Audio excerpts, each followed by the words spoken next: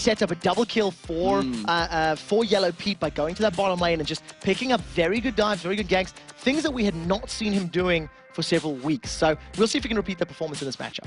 Well, we have the picks and bans coming through. Malphite and Zac being taken away. Zac, of course, was a champion used by Snoopy earlier on today. Elise and Fizz being banned out. Fizz, 100% banned so far today. I think that's the third ban. Is it I third? think it's missed 1 or 2 games, but it's many, many games. Interestingly, it's one of the most. It's actually most a game against Charu, so Charu's clearly been hitting it hard in the practice, I believe. Elise being taken away from Kubon. Kubon was playing it and actually did very well in the top lane against Darian, but the rest of his team weren't quite on the same page. In terms of the bans, you've seen Malphite and Zac that are in theory targeted at Wicked, but we did see Snoopy playing Zac earlier. Shen as well, another champion that Snoopy and Wicked can play. But Aatrox is open.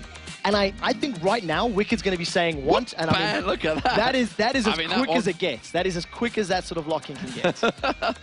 Well, I don't think Mio Makers were paying much attention to the game earlier. Maybe they're focused on their setup, but maybe Sona. I would think Aatrox Sona would be a good lock-in here. Crepo had a very good game on Sona earlier today. It's kind of a weird one because Thresh is locked in, you're not at threat of losing that Sona, so EG may put priority on another champion, maybe the likes of an Ari or an Orianna or something like that, that's fairly universal in the mid lane, and it also denies it from Charu. So I think this is what they're talking about right now. What is more important? Denying a champion securing another lane, or not revealing anything and locking the support? And you got to look at obviously what junglers, possibly Makata plays. Doesn't really play a Jarvan, so don't need to maybe steal that one away. Could leave it out there. Yeah. He's run the Nocturne a couple of times actually lately, and it may be the Vayne for Pete. Pete has played some fantastic Vaynes over the last few weeks, and like you mentioned in the opening setup there, he really has stepped his game up a lot lately. Yeah, Pete in particular has really sort of impressed me as the season has gone on. He's transitioned, picked up a couple different champions, didn't die in his match earlier today, and his Vayne mechanics are particularly good.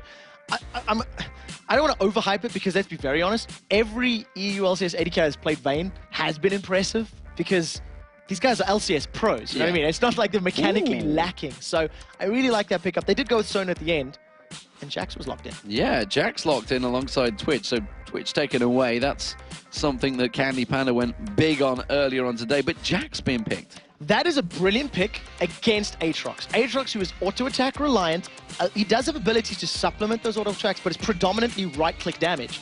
And all Jax is going to do is pop on his Counter-Strike, sit there and say, what you gonna do? Not hit me. Exactly. So I think that's me swinging my bat and thinking. I think that's a very good counter pick, but because it's champions that we don't see super often, I don't actually know how they're going to match up. What I don't think Wicked's going to do in this game, he's not going to be full force, I want a 1v1. He may want to go for the lane switches in this particular matchup. We'll see. Kassadin's been hovered over for a long time. We've got 10 seconds left on these picks. Looks like it will be Vayne this time around, as Snoopy could be taking the dog in the jungle. We'll see whether Nasus does get locked in. Of course, the Kassadin may well have been a bait to say, yeah, guys, you want to take this? Because it is a champion that Froggen has taken lately, but it would make no sense to pick it right now. And it's also what Charu played earlier as well. Yeah. So, you know, it's one of these psychological mind games where they're thinking about it. It makes your opponent think, hey, should we lock this in? Do we really want this? Wakey, wakey, Makla. The thing that I do like about Nasus is it works against both Jax and Twitch. You throw that Wither down, and again, Jax very reliant on his auto attacks. He needs to get multiple hits up to be able to get that ultimate damage on every third attack. So I really like that pick in from Snoopy, going with Nasus over the likes of a Jarvan, which he sort of preferred a little bit more throughout the splits. Well, there is the Jarvan. I was saying that Makata doesn't really play it much. It seems like he's going to lock it in. Lissandra, a champion that had really been ignored so far today, has a fantastic win rate here in Europe. Yeah, really, really high up. In terms of the Jarvan, this will only be the 4th time that Makata has ever played it, if it does get locked in. Jarvan, the 4th time. So, exactly. Really? Lissandra, however, I think it complements the rest of the composition, but I'm a little worried about the front line here because it's basically all on Jax and Jarvan, and if they dive in to try and pick up kills, it's going to leave Twitch and Lissandra sort of floundering around, and you're going to have Nasus and Aatrox. So it's going to be these, like, dive buddy combos. Well, Lissandra could go in as well. The core of Doom. Definitely, definitely. And it's a risky play, but there is some synergy between all of their comps, as long as they're in sync, as long as they're together, and they do it at the same time. I don't think you're going to play that, Froggen. Come on, Crepo.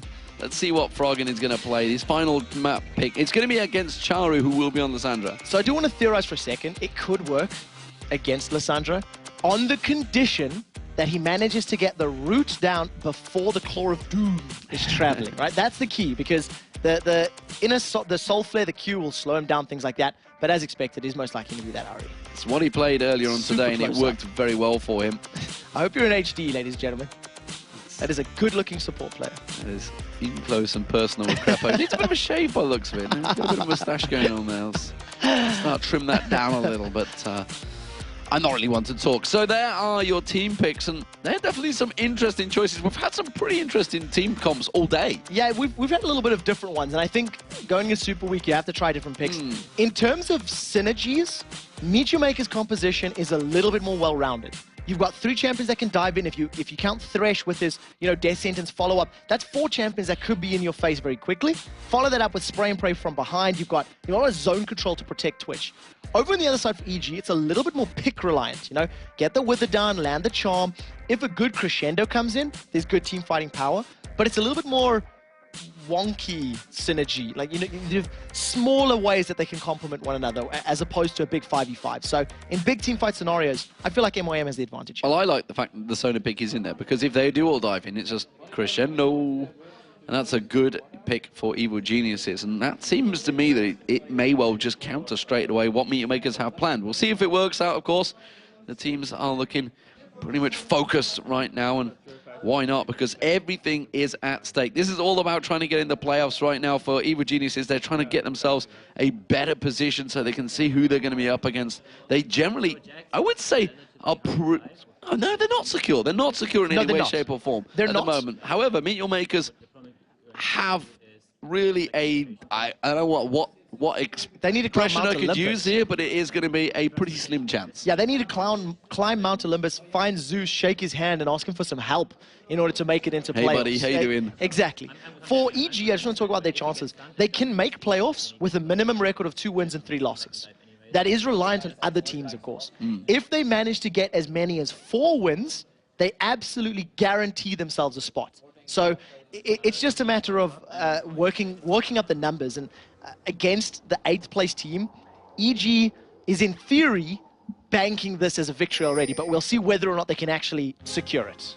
Well, here we are, ladies and gentlemen. That is Evil Geniuses on your screen as the red team. And of course, Meet Your Makers will be the blue team. And we'll see whether any of them... Meet Your Makers used to be renowned for their season level 1 prowess. They would be so aggressive and going in, but that's not really something we've seen here in the LCS for a very long time.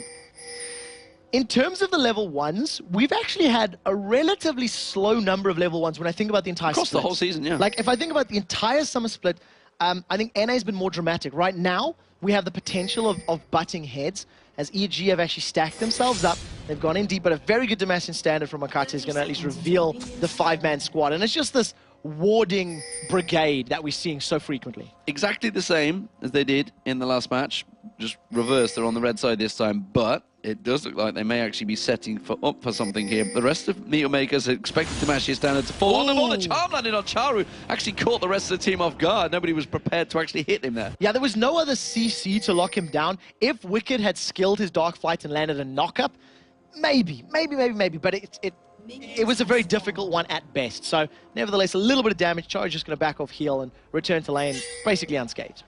And it does mean that everybody will step away at the 1:40 mark. No late invades planned, no great expectations planned from either team. So, lanes, let's have a look at those. It's not going to be a 1v1 happy times for Wicked this time around. He's going to be up in a 2v1 lane. Makla and Libic look like they're going to take possession of this bottom lane. We'll see how that works out. Wicked probably going to be leveling up his ranged ability to just farm out that one. Meanwhile, in the top lane, Jax is actually probably going to have a tough time of it up against Vayne and Sona. Yeah, it is going to be very difficult for him. And remember that, Wicked picked this matchup voluntarily. He wanted to go in the 2v1 because Jax, I'm pretty sure, would be able to counter him quite easily in that 1v1 setup. The one thing that Cuban's going to be careful of is the poke from Sona. When she does get her power chords down, and just those, hymn of valors over and over. You see a very early invade from Evil Geniuses. They got the numbers advantage, and they want blue. Yeah, it's a counter switch, both doing actually the exact same thing. Crepo's going over to help Snoopy, while Libic, he's heading over to help Makata. So both junglers stealing away the blue buff. So countering each other effectively here because they got that ward down earlier on. Nobody really wins out. It's just a straight-up trade. So they were well aware of one another's positions. They had vision down in the different areas, and they basically just traded buffs, which is actually what we've been seeing all split long. And you can see how much poke and damage Cubon has taken in this top lane already from Crepo alone. The 3-minute 3v1 tower dive on cue. Straight on cue. So Makata went for that one to bully out the bottom. Snoopy, however, went and took away the wolves in the bottom. Let's see if Meteor Makers actually make something of this turret, or whether Snoopy's later chance on the top lane is going to work out. He's going to come in towards Makata when as soon as that wave hits in there. He has got Wither, remember, but diving a Jax is a dangerous thing. A condemn on the wall is going to work wonders, though. He tries to use that counter strike, gets the stun on Yellow P's taking the tower damage. He's going to go down first. That blood goes to Makata, as I said right at the start. Sorry, Cubon. Diving a Jax on a tower is a very, very dangerous thing. Yellow Pete to tower aggro too soon. Snoopy and Crepo did not back him up. They basically said, you're on your own, buddy. He gave up first blood. Now, Cubon's going to do the best he can to defend this tower, but that is a massive minion wave that he's basically trying to get the experience and gold from while his tower's taking damage. And it's working wonders for him. He's actually jumped again at the moment. We see Makata, though. He's going up towards Wicked. This is a straight 1v1, but of course, it is a level 3 Makata with red buff against a level 2 Wicked. Meanwhile, that top lane, you can see Snoopy and Crepo, they had to back away. Cubon doing a really good job at defending this turret. Pete, though, is returning back to lane. Yeah, there was just a complete communication error in that top lane, and MYM, they secured themselves first blood, and they secured themselves the first tower of the game. Makla and Makata will take this one out in just a second and back away. A very good start for MYM in this match. 4.5-minute tower, but the top turret also going to go for Evil Geniuses, so despite the first blood faux pas that Pete has made, it has evened things up. But look at this, Meteor Makers, 4.5 minutes in, they're stunning Dragon. This is very, very brave. You'll see how much damage Makata is taking. He's going to have to step away at low health and let Livic tank it up. If anybody from EG gets the slightest hint of this, they might be able to interrupt, but it's not going to happen. There's enough members around. Yeah, it was a good setup, actually. Charo had pinged it a long time ago, pinging on Frog, and I wonder what the pings were saying. He's basically saying, look, he's low mana. I've actually forced him away. He's not going to be able to do anything. Wicked out of position here. Tries to Dark Flight away. Is it going to be enough? The flash play is going to be in there. Dead Sentence thrown out. Misses. The Ignite comes in. Charu locks him up. He's going to go down. The Blood Passage, whatever passive, I don't know what the hell it's called. Quick shot. You're going to tell me in a minute. Makta gets the kill. Very, very important. Bloodwell is popped. It's on cooldown now. 4 minutes. They got the flash. Very similar cooldown. And the kill went to Makla's hands. So now they have a Dragon, a 2-kill advantage, and they've even on towers. We'll see how they decide to defend these lanes, because at 5 minutes in, both of our top laners have been severely put behind. 7 CS and 4 CS right now. But look at this. Evil Genius is 3 stacking, and now for the inner turret. There's actually good damage going down on it too already. Snoopy putting that Q down. Cubon's actually going to get the stun onto Pete. This time he hasn't took tower damage. Charu came in with that Claw of Doom, but it didn't manage to catch on towards him. It did, however, force him away. So they managed to defend the tower, and that was well played. But the thing that MYM have to be a little bit careful of is just how much roam and damage EG are going to be applying to towers. You know, Nasus is one of the best 3v1, 3v2 tower pushes thanks to his wave clear on that Spirit Fire and the strength of Wither in those, you know, low number engagements. So for the time being, MYM doing pretty well and not making the same mistakes they did against Gambit. Interesting to see the Lipic and Makta return back to this bottom lane. Makta taking up this giant wave, of course. Cubon sticking in that top wave, so it's going to continue to clear that one out. It does mean that Makta got himself equal back on farm. He fell behind a fair bit, but for Cubon, he's building himself up a chunky wave, and Wicked's been struggling a bit because of all that pressure he had early on. So it's a very good call from Makla and Livic to actually stick themselves back in that lane. They realized that the lane swap was going to come in. They knew that Wicked was going to go to the top lane, and you can see that Cubon has basically frozen that lane up. He's holding it in place for as long as he can. Unfortunately, minions behind him are going to start pushing it towards Wicked, who has half the levels. That's a level 6 Jax against a level 3 Aatrox. And Wicked's going to have to do a lot of catch-up to become relevant in this matchup. That is going to be dangerous times. They'll flay on towards Yellow Pete, but he condemns Livic straight away. That's going to be a wither on towards Makla. Where is happening? Lissandra's coming around. Charu was teleported in. Pete's trying to get away with this one. Crepo does get flayed out. Death Sentence isn't used. He does flash away nicely. And look at Pete. He's made a great escape through the jungle. Absolutely. Very nicely played by EG. Everybody got away, and they got out of range of Charu's frozen tomb. Wicked's trying to do the best he can. Cubon's going to leap in as possible. He's not going to get away from this one. He's already used his Dark Flight. He's going to catch on towards him. There's the Ignite. He'd be able to tower dive this one. Or is it going to be enough? He's going to try and kite him around. He's maybe took too many hits. One more hit. Will it be enough? No! The health regen from that pot was just enough to save him. But look at Pete. Pete's coming hungry. Froggen's got no mana at all. And now Kubon's in trouble. May have cost himself this one. Yes, he will. Froggen picks up the kill. And very importantly, Wicked managed to get the assist on that one. So he's, 20 CS behind, but that's a little tiny chunk of change that can try help him out to get back in this game. And that matchup of Jax versus Aatrox, it was one that Wicked didn't want, and now he's forced into, and his opponent is 2 kills above him and 3 levels above him. That is basically a lost lane until Snoopy comes and helps him out. I would love to have seen the cooldown on Dark Flight as well, because that must have been very close, but the Leap Strike came out and was enough to close him down. Look at this though, the blue buff is being contested. Snoopy is close by, has got Smite available, but won't want to use it. He wants to give this across to Froggen. You can see Froggen hurting for mana. The rest of EG all come in force to defend it, and it's Froggen that picks up the blue. So I managed to at least secure that objective, and interestingly enough, in the next minute and a half, Dragon will be respawning because it was picked up at 4 minutes 30, 4 minutes 40. So EG, they're going to try to keep their eyes open for that one. They stacked it to defend the tower here in the mid lane. And MYM, they're going to try to slow the game down, pick up a few more items, and probably contest for Dragon. I think that's going to be their next focus point here. And we'll see how quickly Kubon clears the wave and moves down towards the Dragon pits. To me, the longer they leave Jax alone, he's going to become a problem if he gets beefy, because nobody really wants to lane with him right now. We're seeing Pete up there. Pete's actually going up against him, so Kubon's, a 1v1 lane, but this is a scary, scary thing. If they let Jax get fed and strong, he could be a real problem. Yeah, I feel like MYM's composition is actually a little bit superior to EG in many ways, and Jax is one of them. He's going to be able to deal with Aatrox, or he's going to be able to deal with Vayne. Just counterattack all of those, counter-strike all of those auto attacks, block the damage, and jump on top of Vayne. Right now, the hook lands on Snoopy as they get the tower. The death sentence's there, but the flay didn't land, but that does Demacia standard goes through. He's going to get locked up, and he gets taken down by the Cataclysm, and now Crepo's in trouble. He gets taken down. Charu picks up another one. Makala taken low. Froggen tries to go aggressive, didn't really have the mana to back that one up, and the EG are in desperate times right now. If Meet Your Makers 5-1 up, they take a turret and 2 kills. All of a sudden, Meet Your Makers are making aggressive plays in the first 10 minutes of the game, something we have not seen them consistently do throughout the season. I talked about Kubon pushing the wave. He's pushed it out. 35 seconds on the clock. My question is, does he go from the base to the Dragon Pit? Because that spawns in 30 seconds, and I think he may reroute in the not-too-distant future.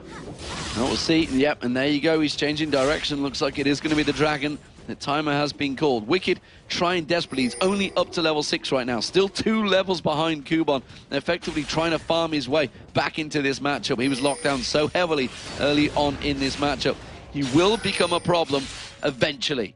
The question is, will it be enough of a problem to Meet Your Makers to worry about? Because by that time, Kubon could be strong enough to just deal with anyone on Evil Geniuses. Kubon has no idea where he wants to go or what he wants to do, because we've seen he was pushing to top lane, then he was coming down for Dragon, then he went back towards top, picked up the Wolf Camp, and now he maybe wants to pick a fight with Yellow Pete.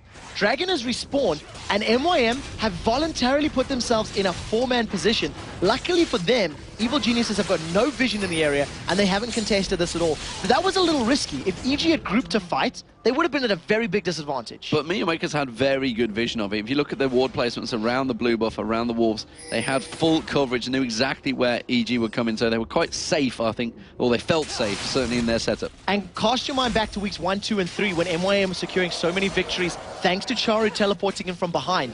The reason for those victories was pink ward supremacy and vision control deep in their opponent's jungles.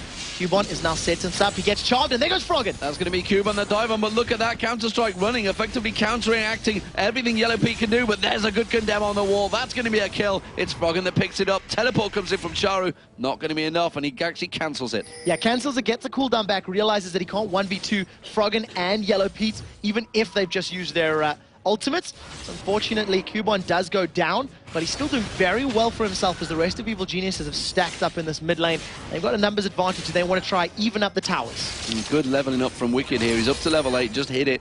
So there's only one behind Kubon right now, and Kubon, the fact that, like you said, he didn't really know where he wanted to go, may well have lost his advantage and squandered it a little. Yeah, it was kind of a weird one, because if MYM had stayed together on Dragon, The question is, what would they have done next? And there was no blue buff to steal. They don't really want to overextend to the inner tower on the bottom lane. So he just tried to farm up. He ended up getting caught out. So, as it stands, Froggen is the highest farmer in the game, and you can see he's up 2-0. In terms of gold, he's actually behind, though, because of the global objectives that Meteor Makers are picking up, because they've got those 2-to-1 turrets, because they've got that dragon, or 2 dragons, in fact, I bet it is, because they've got that very early dragon. It has given Meteor Makers the advantage in gold. You can see the AD carries, it's 1,000 gold advantage as well. Top lane, 1,200 gold advantage. Junglers, just shy about 800 gold advantage as well. In terms of supports, well, that's always going to be fairly close. It's simply the global objectives gold that's separating those two.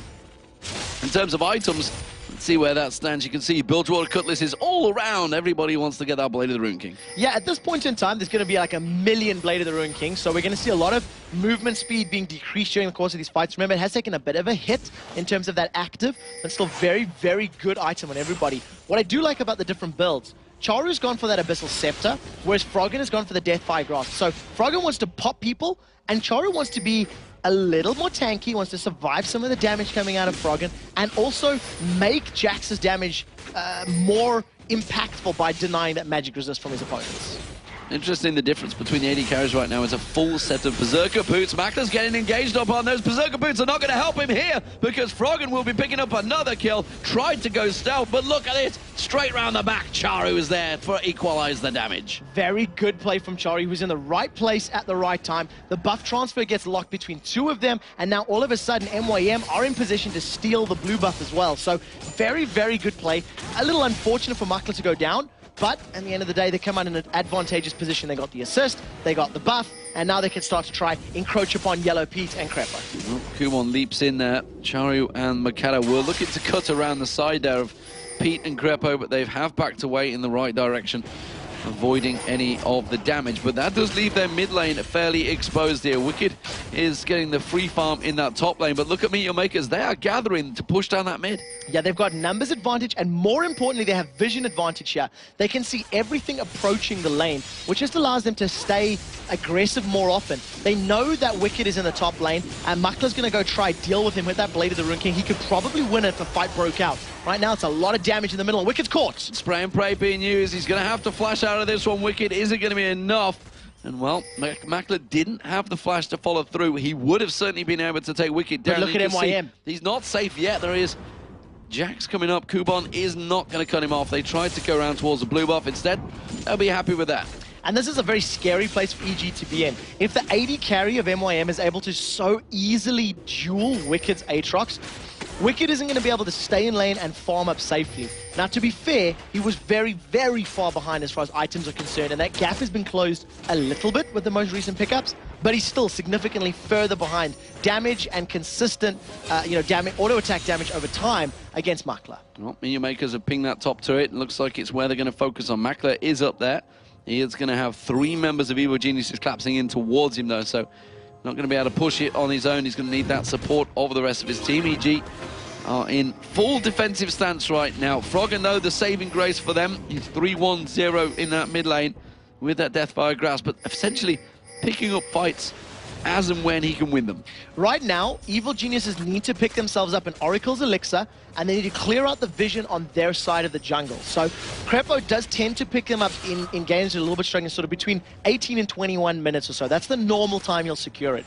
And if they can get vision control back in the jungle, Evil Geniuses are going to stall the game out so that 4,000 gold lead becomes less impactful, and then they'll start looking to play fights. So this is very much defensive on the back foot from EG. Well, Charu's going to die, that's for sure. The question is, or is he? Is he? Froggen could be able to cut him off with the orbs. He hasn't quite got the range. Charu might be able to get away from this one. He's going to head straight towards Pete, though. Yeah, and those big orbs around Froggen are going to get him down. And Wicked gets dropped. No problem there. His passive was not going to save him. The rest of his team had already backed away from that one. Crescendo had already been used from Crepo. We missed that on the screen, and that will be the top lane tower going down here. While this is all happening, Pete's getting himself a little bit of a push in the bottom lane, but looks like Makata's doing a good job of keeping him away. Makata's gone in. Going aggressive. Condemn comes out from Pete, just like, no, get away. So he manages to at least fend him off for a little bit, but very importantly, Makata is defending this tower. The rest of MYM were thinking about pushing on the top inner, but decided against it. They've turned their focus onto Froggen's Ari,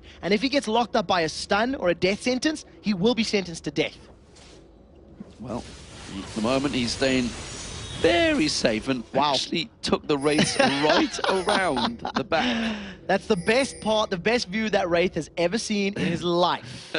He had a good little guided tour around the forest before being executed. Now with Dragon respawning, MYM are set to take their third Dragon of the game by 18 minutes. They picked the first up as one of the quickest Dragons in the game. And Dragon control is something that MYM have not been historically very good at throughout the course of the summer split.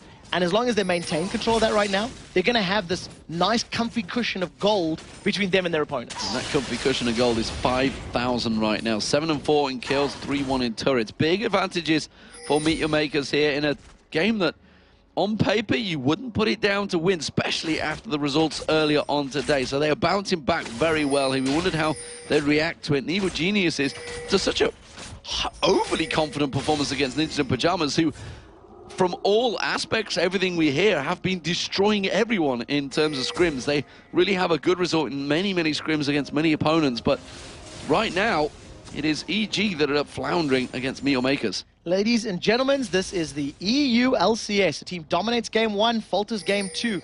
Froggen was very close to getting caught out here, smelled a rat and was able to back away. Almost got jumped on by Cubon and Charu. And it's just something that we've been seeing all season long. You know, teams that perform well in one game and struggle a little bit more, but it is still early days. We're only 20 minutes on the clock, and EG, they've slowed the game down enough. They're not falling further behind, which is what they were doing for the first 10 or 12 minutes. Well, Pete is staying very defensive on that bottom. He's not really got much vision.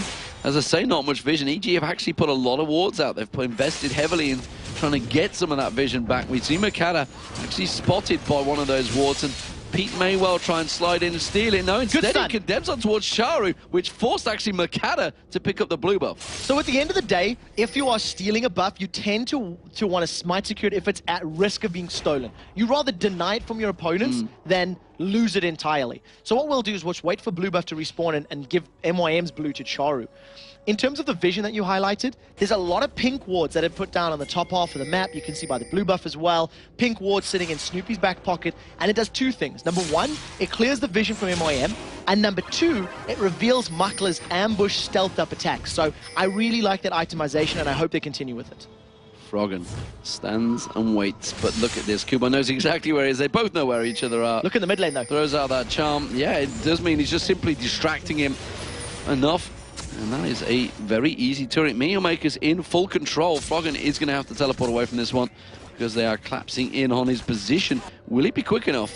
Cubon thought about trying to go in towards those bushes and distracted him, but wasn't quite sure if he could take him in a 1v1. Yeah, Cubon is very afraid because he does very well against auto-attacking champions, and Ari, who's just going to DFG and spell death you, is very scary. There goes the Cataclysm. They've called Crepo and Snoopy. He does use the crescendo, just flashes straight away from that, but 2 flashes burnt there.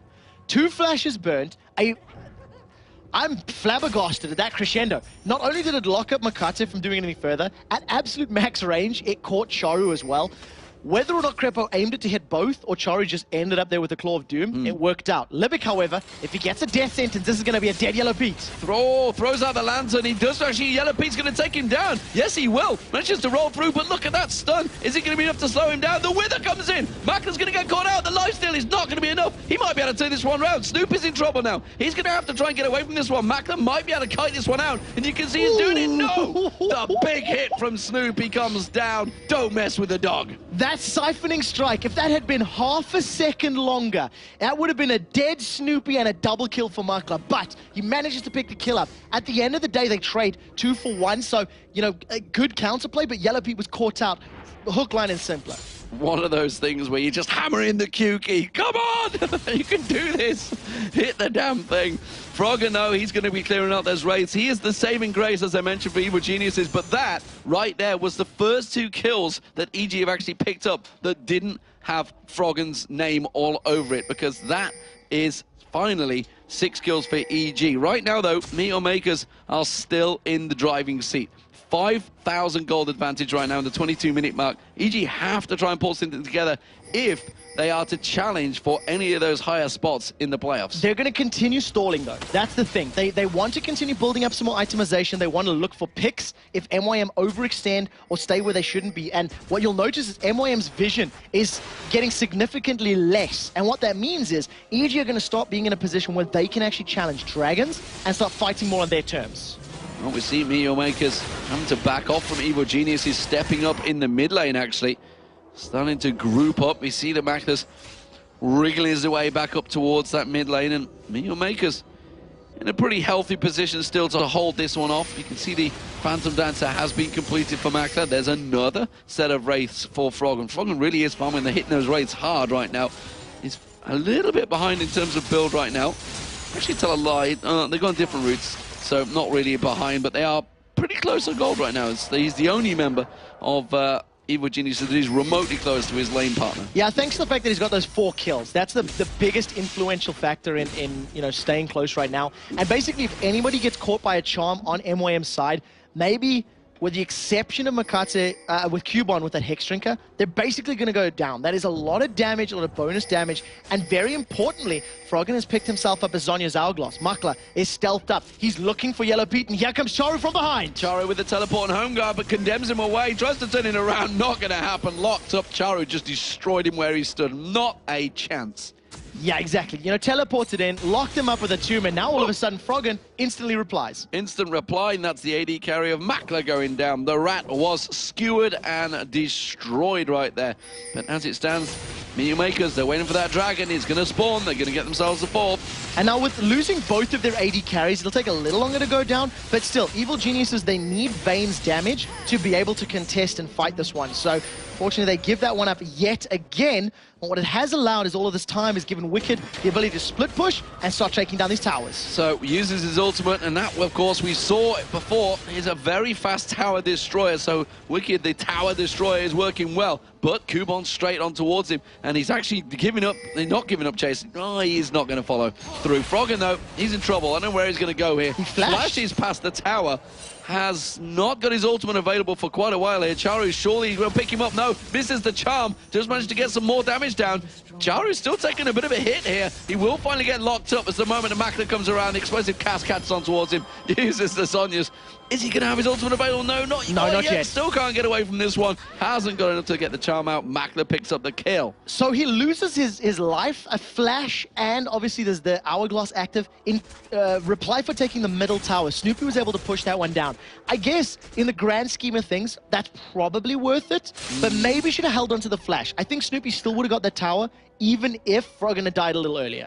But he gave the shutdown bonus to Makler and 2 assists across the MYM as well. That's a lot of extra gold given over to MYM's hands. But a tower's a tower, I guess, at the end of the day, and the objectives are what counts and not kills. 10-7 currently to MYM, who are in the driving seat, but have been floundering a little here, and Evil Geniuses seem to be starting to collect their thoughts. Just looking across Wicked and Cubon, there was a big difference there, but it is definitely a lot closer right now. Wicked's going to be getting that Randian's Omen will be the next they've caught Charu! And they have caught Charu out, and look at the damage, but they haven't got enough to follow through. So he uses that Claw of Doom and escapes to victory. So manages to get out safely. He managed to save his flash as well, which is even more important in that particular gank. But also Wicked, he missed the Dark Flight. He tried to get the knock up, he ended up wall planting it. What we do see now, though, is MYM are going for a 2-man Baron. The 2-man Baron, and Cubon Makata should be able to do this one, but not if they get spotted. Here comes Snoopy. He's going to put that ping ward down. See them doing it. He's thinking, no way. I'm not going to let 2 people try and sneak this one away. They do clear it out, and they managed to also take away the ward coverage that MYM had in there. And that, again, is actually buying EG time. Yeah, every time MYM delay and try these little tricks and they don't work, it's giving EG a chance to get in the game. Yeah, I really want to highlight just how difficult it is to do those sneaky Barons now. Now that Baron has been rechanged, the target closest to him has his damage reduced by 50%. So it makes it a lot more difficult for the likes of Jax to actually pick up that kill if he's the one that's affected by the damage reduction. You can see Froggen camping on that bottom lane. He's just waiting for a juicy target to roll by, and if he gets a charm, it's going to be a dead target. Well, it is Cubon. He's got that Hex Drinker. Is it going to be enough, though, to stop the damage that Froggen could put out? Froggen instead teleporting back. Doesn't really fancy it. And wisely backs away from this one. Not too sure. You never really know with Froggen. He could pull something magical out. Majestic plays that he often does, but Wicked, he's definitely got himself back into this one, was well out of the game early on in that lane phase. MYM did a grand job at shutting him down, but you can't shut Wicked down for long, and has it been enough? Have they let him go? That's the question. There is still a big goal difference, a big goal disparity, but as the game progresses, as the gold heaps up and gets larger, that 5,000 gold is going to be less and less of difference. And remember, we haven't actually seen a full team fight, right? If you think about the entire 30-minute game so far, it's been picks that MYM have been slightly more superior at making. They find someone, they kill them, they take an objective. They find someone, they kill, and they take a tower. But now that they're down to the inner towers, MYM have to slow down because it's so much more risky. And we haven't seen a full 4v4 or 5v5. This could be it, as EG have stacked up in the mid lane. EG pushing straight down the mid lane. Kubon wasn't there. He was trying to push up the top, the bottom inner turret, and that's actually bought EG time to get in towards that Baron pit. Will they go for it? I'll be surprised if they do. They're pulling MYM. Well, we'll see if they do pull them, because MYM are not falling for it. They're starting to stack up. Actually coming in from pincer move here. Libic throwing out that dark passage, continuing to go. Ooh. You saw Chari thought about going in there. MYM gather very successfully. They have such a quick closing team, a gap closing team. Yeah, I'm really happy that Chari didn't follow that up, because if he followed the Claw of Doom up and landed, he would have been condemned into the wall, or Crescendo probably, because he's seen both Vayne and Sona within range and realized it was a very risky move. What MYM now have is they have the positional advantage, they've got the numbers advantage, and they're going to try to take out this bottom inner tower. They may well have enough to do it. They've only got 1 minion, so they're going to have to tank this one up a little bit. Have they got enough there? Snoopy's in there, puts the Wither down. They do manage to force him away.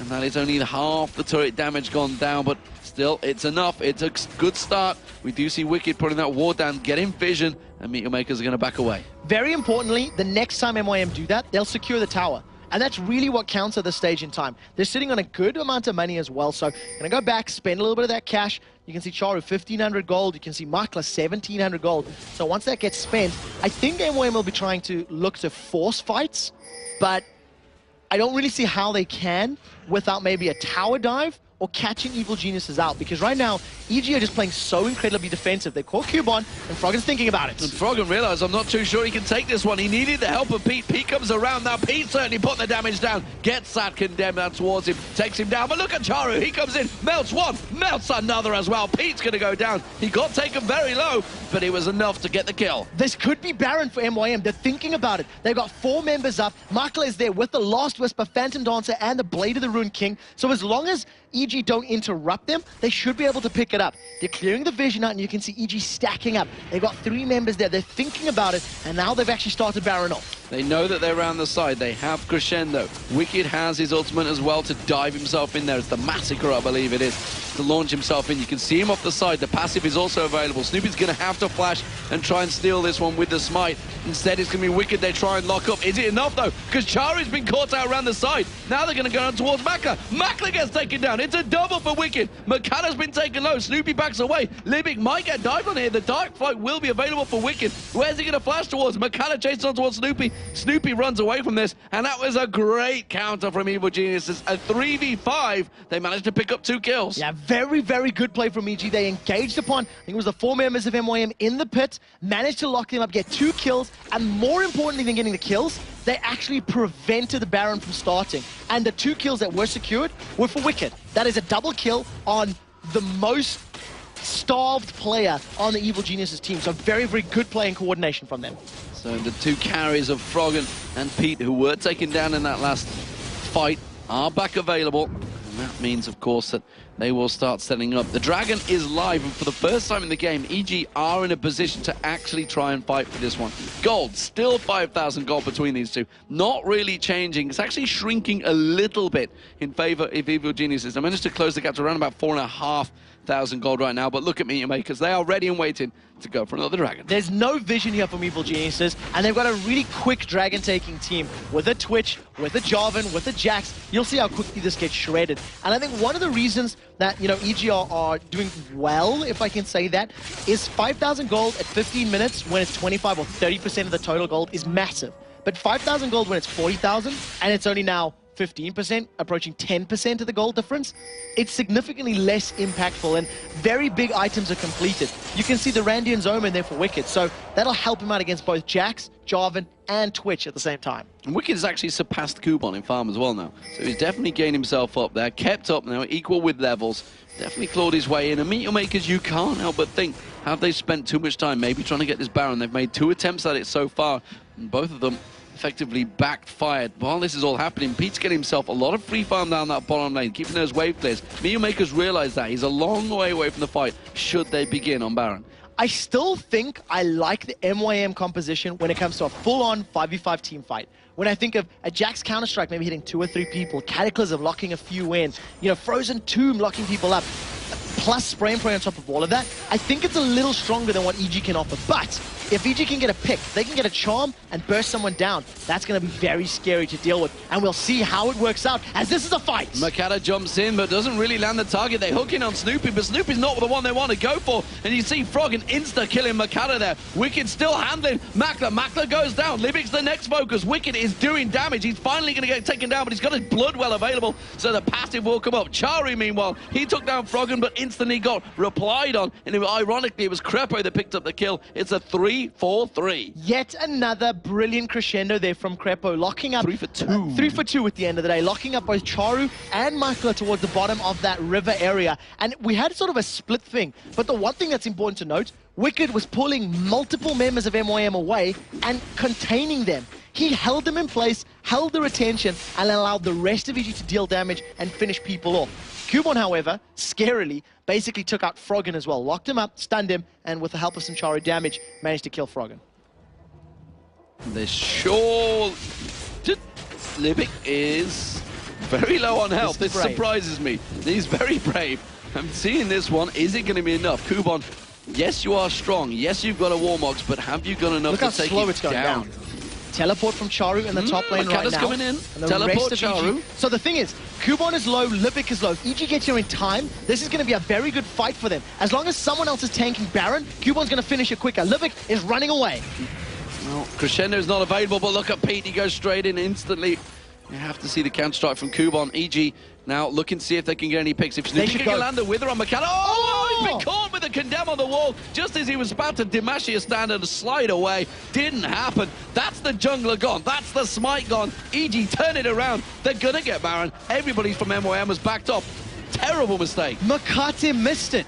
He missed the pull. He landed the grab, the flag. He tried to drag, and he just got knocked into the wall. Evil Geniuses now pick up the Baron. This is going to close the goal difference. And with the statistics that Baron gives you, EG are now in the advantage. Even though they're 3 gold behind in total, if you add up all of the other statistics that it provides you, the attack damage, the regen, the ability power, EG have now all of a sudden taken back control of this game. And that gold, we always talk about how big of an advantage Baron is. It effectively gives like an 8,000 gold swing. And just look at the gold advantage. It's down to 2,000 already. EG pushing on through. And I'm not too sure they can stop them getting on towards this inhibitor turret.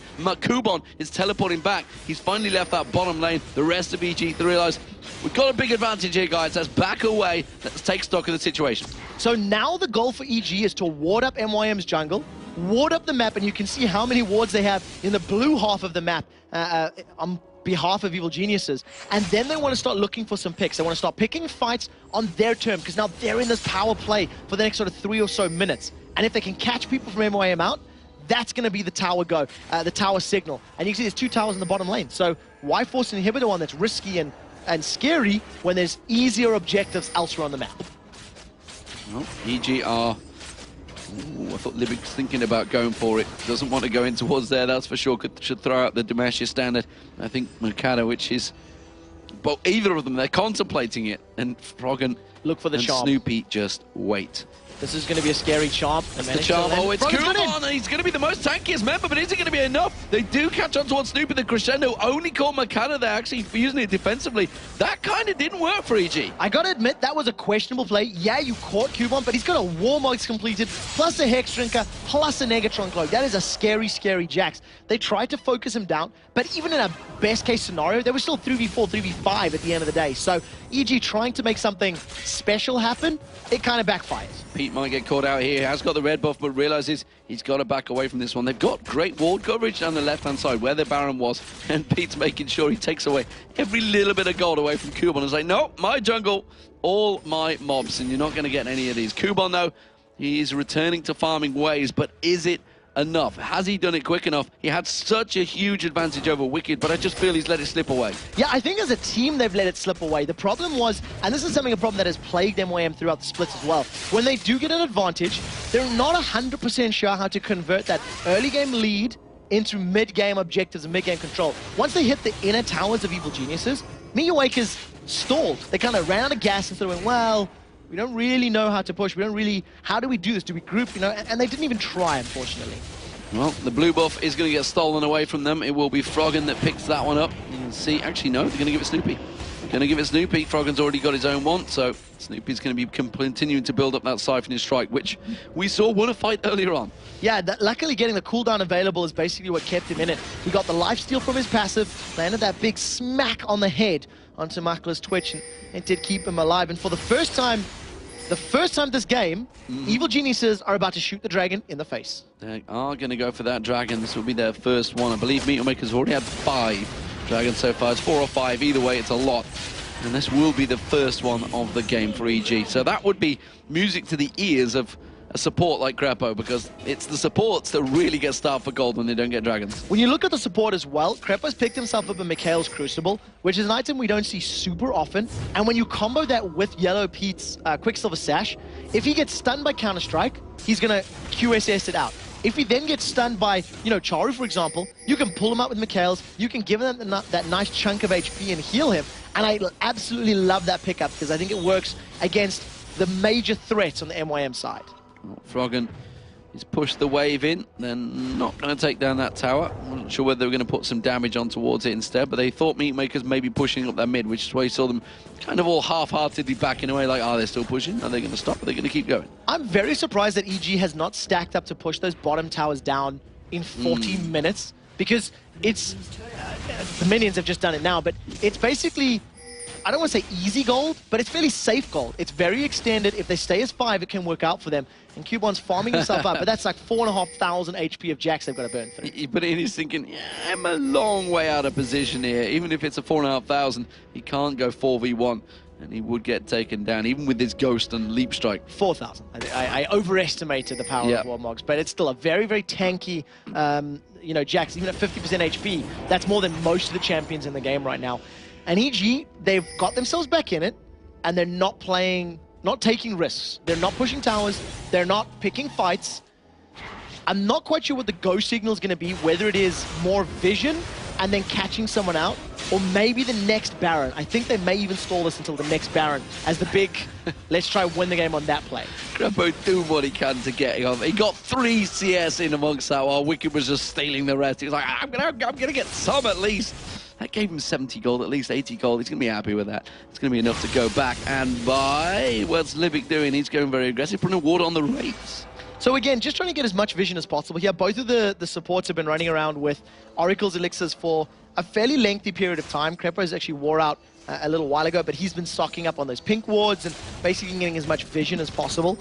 And again, I really feel that the Baron is going to be the next big point of contention here, and you can see that's the signal. Snoopy, he's the one with the Oracles. He's placing all the wards to get all the vision so they can have all the information for the next big fights. And I need to make it clear how important of a game this is for Evil Geniuses. This would take them to 4th place in the league, a position they've not been at effectively since week 3, which is the first time they were really up there. And even then, they were only tied for 4th place. This would put them at 4th place on their own, which is a big achievement when you think they were down in, what, 7th position back in week 4. And remember, like we talked about, you know, they only need a 2-3 record on the assumption that their opponents have, you know, not optimal weeks. And if EG managed to get their 2nd win now and a 3rd win of their next 3 games, it basically guarantees their entry. Now Libic throws out the death sentence just short of Wicked. Doesn't manage to catch in his wings, and maybe EG want to turn this one around. Guardian Angel's been completed for Froggen, so he's going to have to come back, or going to have the ability to come back in a fight, much like Wicked, as Bloodwell is available once again. Yeah, Wicked thought about going in there, tried to catch the slow on them actually. Didn't quite catch the tail either side. Obviously with that Zhonya's as well, Froggen's going to be a real pain in the backside actually. Charu's trying to sneak off and wait at the side, but that giant stack of minions has caught Froggen's attention. Meanwhile, the Baron will be up in 2 seconds' time, so blue buff is actually going to be picked up by Froggen. If he shows himself in that bottom lane, I feel that MYM Makers may try and start something here. Yeah, MYM are still going to be relatively aware that Froggen's not with them. You can see they've immediately moved up to the Baron pit. They're trying to play the hide-and-seek game, but they don't know there's a ward behind them. There's no pink. Libic, he's just seen the ward, going to finally kill that one off, and unfortunately that's going to be like, this sucks. Evil Geniuses have stacked in the mid lane. They might be pushing for the inhibitor. This didn't work out so well for SK in one of their fights. We'll see if this works here. Yeah, it's worked out very well. They managed to get the inner turret down, and MYM Makers were kind of half split. It's like, do we teleport back or do we run back? Half them ran, half them teleported, and that may well be the discount, the problem they needed. And you can see immediately they're going to get up towards that inhibitor turret. Charu goes aggressive. Wow! Oh, he hasn't even been able to use his ultimate there. He got locked up straight away with that charm. Kuban with the counter-strike. He has to get away from that one. But that is not a good start for MYM Makers. I mentioned at the start, they went in. They were so half-hearted. Nobody really had a clear idea of how we're going to attack. Those pincer attacks seldom work out at this level of play. More often than not, those 3 from the top, 2 from the side type of fights work against you because you're stacking and you're jumping into a group of 5 members. They can focus a single target down way more effectively. Now Mokate might try and steal this one. Baron's down to 6,000 HP. The rest of MYM Makers are here. The question is, who goes in first? The answer might be Libic. Look at the bottom lane. You can see Makla's miles away. Makla's sneaking in. He's going to go for an inhibitor turret. There's a giant wave of minions for EG as well. They are going to go towards Yellow Pete. Yellow Pete flashes away. You can see Makala goes in. Is he going to be able to smite it down? No, because he's not low enough. That's an inhibitor turret going down, but that is Pete also taking down Makala. There's the Baron. Now you can see it's another kill being picked up. They're going to chase on towards it. Charu is about to respawn. Froggen is all over and completely destroying the rat. He's been melted. Makala goes down, but he got a turret for it. Is it going to be enough, though? They're going to continue chasing Libic. Oh, the flash, the wither. He didn't manage to get the wither down. They both flashed at the right time. Very nicely played from Libic. But look at the mid lane. You can see Wicked is pushing down a big, giant wave, and he's going to have himself the support of the rest of the team in a minute. They're going to get that inhibitor turret. 5 versus 3 on this inhibitor. Now, the Glacial Tomb is available for Charu, so if he can lock up at least one of the targets and slow down the rest, maybe they can make this work. But there is no box available for Thresh. At the end of the day, MYM are playing this very safe. They've given up the tower. They're going to give up the inhibitor as well. They get the hook on Snoopy, but it's definitely not the one they wanted to fish for. They are going to get themselves that inhibitor. Well, if they finish it off, they will actually get the second inhibitor turret of the game as well. And now EG are all over the base of MYM Makers. This Baron buff, it's got 3 minutes left at the minimum still on here. MYM Makers with the home guard boots. Are they going to try and create something? No, they're not. They're going to get slowed down. They've got Wicked. The hook on Wicked. Not too sure they wanted to bring him in. Kuban, though, with the tankiest item in the game, tankiest player in the game, just gets melted by Evil Geniuses. Makana tries to slide away, but Froggen says no way and just runs straight through. Picks him down. That's going to be a second. Yellow Pete does get taken down. Libic gets dropped as well. It's a triple for Froggen right now. He is cleaning house once again. Uses that Zhonya's hourglass, throws out the charm. Not going to be enough. Charu, though, Crepo's trying to kill him. Pete, meanwhile, solos Makla. Would you believe it? Crepo did kill Charu. Where he pulled that one from, used the crescendo to take him out. They're going to finish the game. Evil Geniuses will beat MYM Makers. They were 5,000 gold behind, but that is going to take them to 4th place. Evil Geniuses bounced back from a deficit in the early game to pick up a victory where if you think back to week 1 in DreamHack, they tried to do it against Lemon Dogs. They were way further behind. They were playing from behind this game as well, and they did not make mistakes. They stalled when they needed to stall. They farmed when they needed to farm, and they managed to bounce themselves back into this 2-0 on the week, 0-2 for MYM.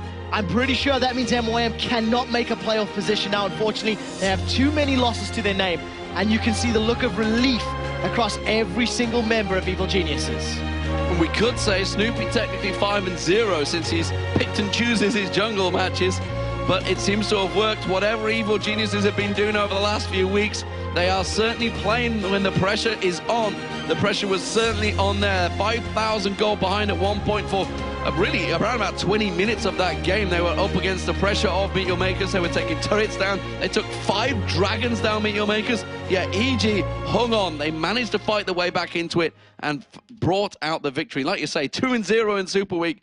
It's a very good start for the Evil Geniuses fans. If they get one more victory, I think that pretty much clinches them a top 6 position. We'll start running all the math as we start to get more of these matches completed. But at the end of the day, EG just did not make a mistake. Once they got to the mid-game, once MYM let off the pressure, they were able to absorb it, soak it up, you know, fend off the blows, even with Yellow Pete. I mean, he got caught 2-3 times in that bottom lane. But it didn't cost them anything. And that's what it seemed to be. Once MYM makers, they took the 3 outer turrets, they were just like, what do we do now? Don't really know what we do now. They took the blue buff away many times, constantly farming the dragons. They just didn't have that extra step. I feel like MYM did not force a 5v5 team fight when they should have.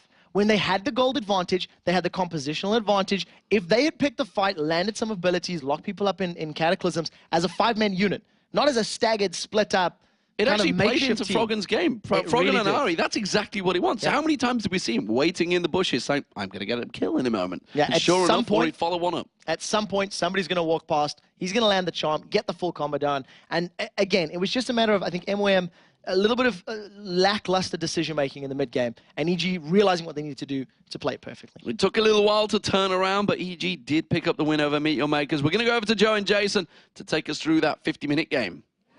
Thanks a lot, guys, and what a game it was. 50 minutes long, not a very stark contrast to our 2 games today, which were both under half an hour, but talk us through that, because Meet Your Makers, you know, they had a strong start in their level 1, which is something that Yellow Pete might want to forget about. We're going to talk about it anyway. Well, yeah, we saw Jax come in. You instantly looked over at me like, Jax? Yeah, I like some Jax action. So yeah, we saw a level 1 dive happen. Yellow Pete unfortunately got stunned under the turret, stayed a little bit too long, did die. Because of that, Kumon had a giant lead over Wicked, and Wicked couldn't go up against him 1v1, and you saw that throughout most of the game. Until Meet Your Makers had such a lead, they had like a 5,000 to 7,000 gold lead, they just kept forcing Baron over and over, and they weren't able to take it, and that is really where they became, or really where they started to unfold. Yeah, I mean, talk to us about that. What were they thinking there? I mean, once you can do it once, right? You can go in there, force the fight, lose out a little bit, and then say, well, that didn't really work. Let's push some towers. Let's do something else. But they kept going there time and time against that Baron, and well, we saw what happened. It got turned around. I think if we answer that question, we have to think back to Meet Your Makers weeks ago, many times, where they would have a 20,000 gold lead. I believe it was versus Lemon Dogs, and they weren't able to close out the game. It took them a long time for that to happen. It took them like 2 or 3 Barons. They've had multiple games like that where they just don't know how to finish. Right there's a perfect example where they didn't know exactly where to go next. They're like, all right, let's keep trying Baron, let's get that, and then start to push for the win. But they had 2 free turrets top lane they could have pushed. They had a middle turret they could have pushed. They had a bottom turret, I believe, that they could have pushed. But they just were focused on that Baron, and because of that, EG were able to keep them off it over and over. Even though EG was so far behind, it didn't matter because they had Baron on their side attacking them. It gave them that opportunity to get them low, to push them away, and constantly pick up a little bit of kills here or there, pick up some objectives here or there, and really close that lead. Well, thanks a lot, Jason. Solid win. Congratulations once again to Evil Geniuses. We're going to head over to Shox, who's sitting by with Crepo. Thanks very much, Crepo. I saw you shaking a little bit after that game because it was actually incredibly close, and I think coming off of a win you guys earlier in the day and MYM coming off a loss, was there a danger of being too confident and they got kind of the upper hand there in the beginning? I don't think we were too confident. Like, coming into the match, we definitely said, like, don't underestimate them. The game basically went wrong when we tried to dive a Jax early. Normally, you don't want to dive a Jax because he has flash. This Jax was running Ghost, so it's more predictable where he's going. But then I think we forgot the threat from the TP. We didn't realize Froggen would cancel it. It was just mechanically badly executed dive, set Wicked really far behind, and that like made us have to tiptoe around like an over-level Jax, and them having so much map control during the early game. I have no idea how we did it, but somehow we came back into it. Yeah, is there a certain moment? Because of course you had a very long dance around Baron at a certain point. That might have been it, or? I think it actually started on our first base. I had a base with like 700 gold, which normally if you're this far behind, you have to invest in a lot of wards. I actually built my Philo Stone there, and then Pete took over and he bought 2 wards for himself. So we kind of survived that window with a limited vision, but it allowed me to constantly have my gold pretend ticking, and then it allowed me to invest a lot in vision. And Froggen was playing like a monster, doing picks all the time. Like he kept winning those 1v1 matchups where he would pick somebody off, and I would just constantly invest all my money in vision until up to the point where I could actually finish my first support item. And then you built Mikhail's Crucible, which is very situational. Why did you decide to go for that one? What did it bring? With the new 3.10 patch, you can build a little different on supports. You're not forced anymore to go for the locket, and it allows people to think a lot more about their builds. I like Mikhail's because it's really good against Jack's AoE stun and Lissandra's ultimate. It's pretty much a free cleanse, and it allowed, basically, if a Vayne wants to survive a Lissandra, she has to run cleanse, but then the damage just kills her, so she still has to run barrier anyways. But Mikhail's Crucible allows you to give the cleanse to the Vayne, and combine that with a QSS, you can survive those team fights. Anybody who gets caught then gets cleansed out, and it's really, really hard for the enemy to predict as well, because you want to focus that one target that is crowd controlled, but if he suddenly is released from that crowd control by something you don't expect, it can turn a tide in a team fight. So very useful for you in this game. Is there anything else about the 3.10 patch that you say as a support, wow, that's really nice, or the disappearance of the Runic Bulwark that you say, damn, I miss it? Or? I never really built Bulwark myself because it was too expensive. I like the new locket. You can still build it on some supports. I really like the change to the towers as well. It's no longer the case where 2v1 lanes or 2v1 lanes proceed in the same manner every time. There's more room for personal playstyle and whatever, so I like 3.10 patch. I like it a lot more than 3.9. All right, so that's good for you guys. 2 wins here, of course, in the process, dealing the killing blow to MYM's Playoff Dreams, but that's the name of the game, of course. So for you, especially, what does this mean if you're able to go 5-0 in the next couple of days? Because you've been there, you've been at the World Playoffs, you've been there in Los Angeles on that big stage. How much does it mean? How much do you want it? We just, it doesn't, regardless of whether like a win gets you a standing up or down, or it doesn't matter, you still want it for the confidence. You just want to get to the point where you're feeling on a roll and you want to get the 5-0 and then go into Gamescom like super strong as a team. But we still have to watch out for stuff like this, like early game, like we screwed up really, really hard, and we need to stay really focused, assess all the threats, and just play game by game. How important is baking pancakes in the morning for that winning recipe? I'm afraid we'll have to eat pancakes tomorrow again, and if we do, then it's pancakes on the next day as well. And then Gamescom's getting pretty close, so it'll be a lot of pancakes in a lot of short time. Not so bad eating a lot of pancakes, actually. Okay. First world problems. First world problems. Thank you very much, Crepo. All right, we're going to take a brief intermission.